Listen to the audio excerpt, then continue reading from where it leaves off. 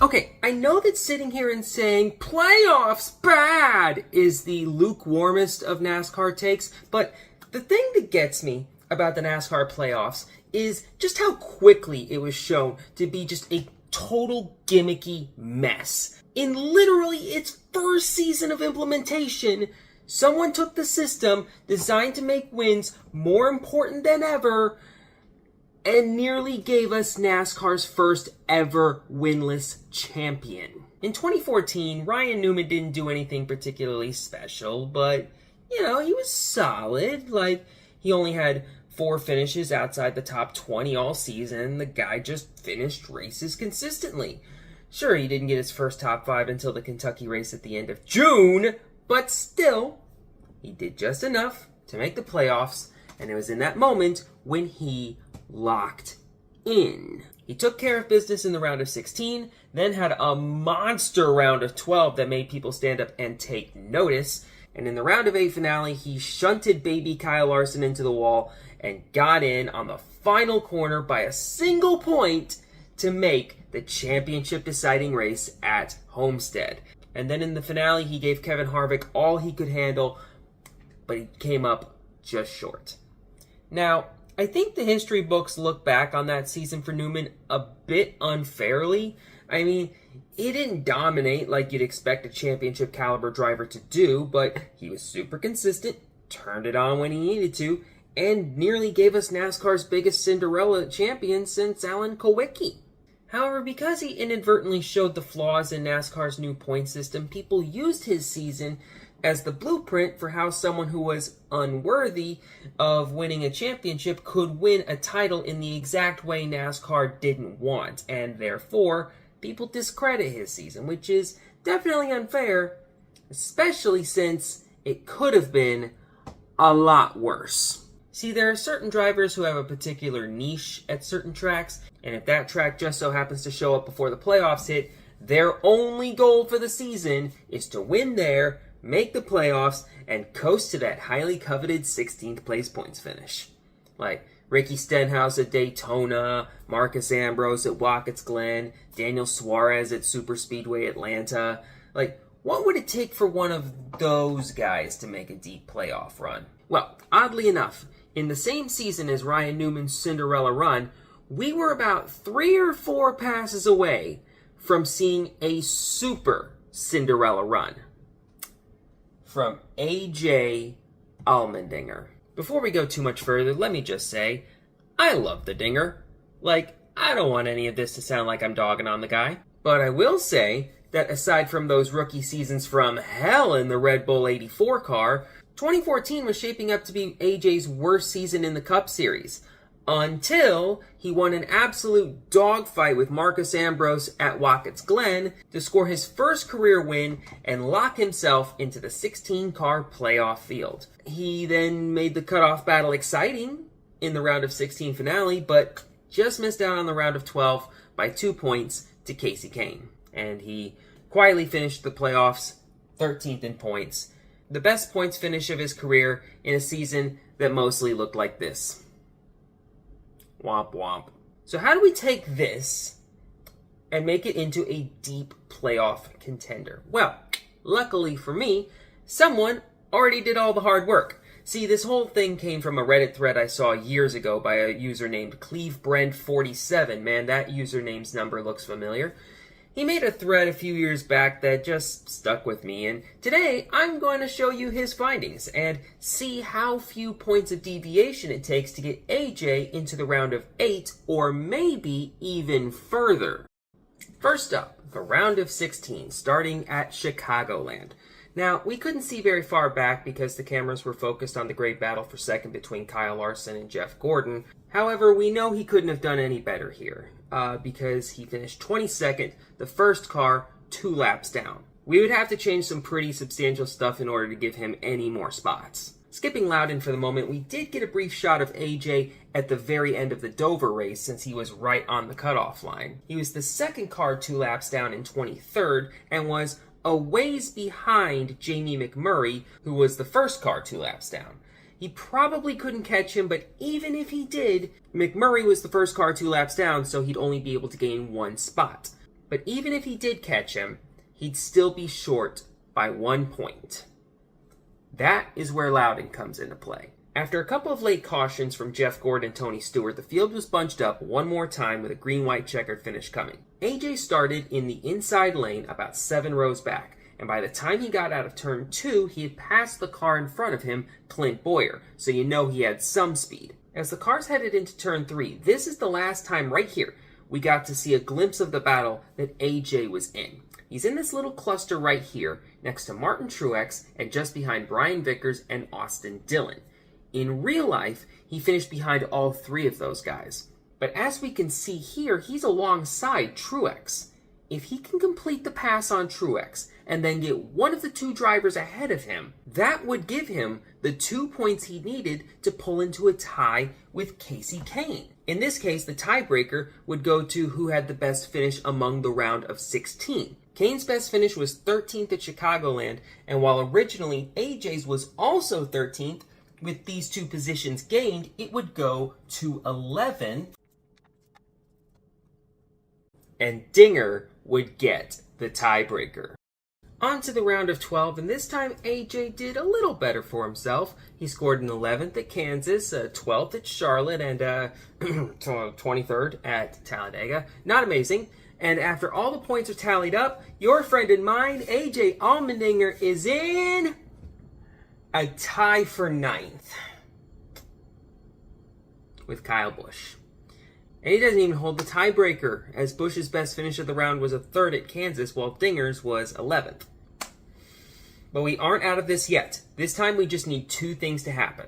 First off, Dinger was ahead of Brad Keselowski in points. He only advanced to the round of 8 from his win at Talladega.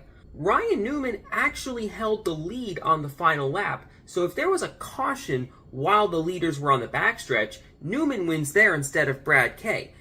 And that would eliminate Keselowski. It would negate Newman's championship bid without a win, but I think we're replacing it with something just as silly. And besides, even if Newman didn't take the win from him, it could have just as easily been Matt Kenseth if he got a better push from, is that Landon Castle? I love Talladega sometimes.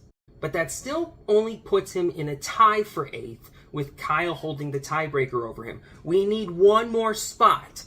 Where can we find it? Well, at Kansas, he was a bit slower than the other cars around him. Maybe he could have held off Brian Vickers for 10th. We'll call that a maybe.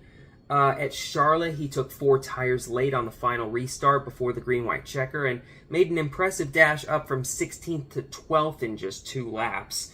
We were lucky enough to see the 3-wide battle for 9th, 10th, and 11th just ahead of him. I don't know if he would have caught those guys. However, he did pit from 8th during that caution. And if he would have stayed out, he would have restarted 7th. He would have had guys with fresh tires behind him, but if he could keep from losing more than 4 spots, he might be in good shape. But then, I saw this image from the end of Talladega. That's Dinger right there with no hood. He lost it after a big crash on lap 104. But he rallied to finish on the lead lap in 23rd. You could say if he missed the crash, he'd be fine. But that crash also collected Kyle Busch. So if one's damaged, they're probably both damaged. And Kyle's 40th place finish at Talladega was what eliminated him in real life. But you can see he's about a fender length ahead of pre-rookie Ryan Blaney right there. You think if the pressure to gain one more spot is high enough, he wouldn't just put that little twerp in the wall and just get in? Or hell, just race 0.1% harder if you know that those are the stakes? I think he does.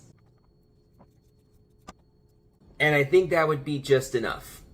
Dinger advances.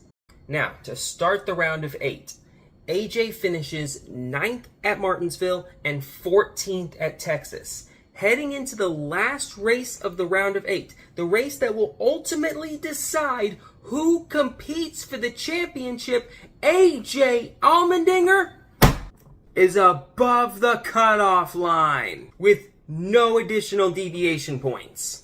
Now, I know some of the buzzkills out there might be like, well, of course if you say someone does better, they'll do better in points. and I get that. But let's review what changes we've made so far. 2 extra passes at Loudon, a single pass at Dega with much more pressure to make a big move, and anyone else in the top 5 at Talladega winning instead of Brad Keselowski. What part of that sounds unrealistic? Like, we didn't give AJ any extra top 10s, we didn't give him any extra laps led, we didn't make him avoid any crashes, we didn't conveniently blow up someone's engine and have them collect half the field. This is just normal activity, and Dinger is waltzing through the playoffs with plot armor! But, unfortunately, this is probably where the clock strikes midnight for Dingerella. He'd finish 16th at Phoenix, a fine enough finish for AJ in most circumstances, but he'd finish behind all 7 of the other playoff drivers and would be 10 points below the cutoff. And unfortunately, I don't think there's much we can do to find those points this time.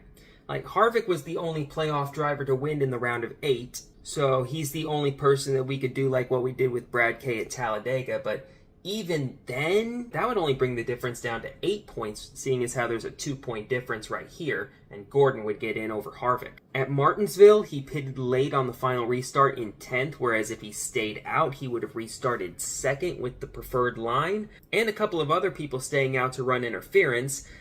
Tony Stewart did that from 4th, restarted in the lead, and slid back to 4th at the finish. So I don't think he'd win, but he might get a top 5 instead of 9th. This is obviously all in hindsight, but I'm grasping at straws here. Texas, I think he did about as well as he could have done, as late race cautions kind of kept bunching up the field, and he got a couple extra spots from that. He might have been able to pass Greg Biffle for 13th, but I can't see him getting much more than that. And as for Phoenix, we just don't know. The attention was all up front, talking about Harvick trying to win his way in, Newman and Gordon being right on the cutoff line together, and then eventually Newman's contact with Larson to get in. Dinger did gain a spot somewhere in the last 4 laps, but I think it's a moot point by now. Like, he needs some hindsight and maybe some divine intervention to make this run go on for one more weekend. Even if somehow he made it to Homestead, he'd be involved in a pair of cautions there and would finish 40th. So he's not going to be a factor in the end.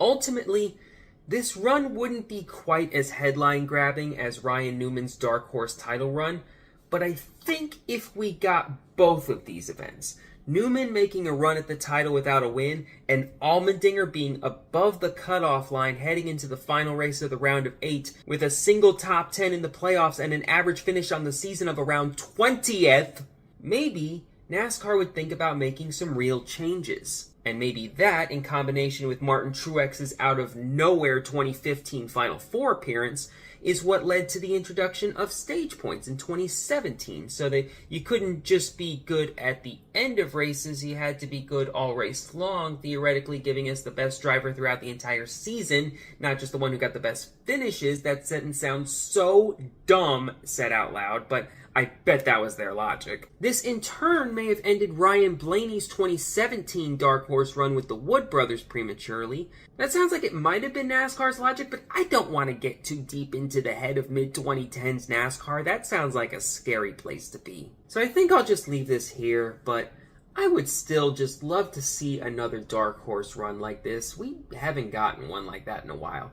And before you say Joey Logano in 2024, he was about as much of a dark horse as I am an actual horse. He was a 2-time champion before that title, and even if he was having a down year by his standards, he still won 4 races and seemed to have voodoo even season magic on his side. No, I want to see someone who barely makes the playoffs, then has the best 10-week stretch of their lives, which makes everyone at NASCAR sweat bullets seeing their point system getting rocked yet again. Like, maybe that's not good for NASCAR, but I think it'd be funny. See y'all later.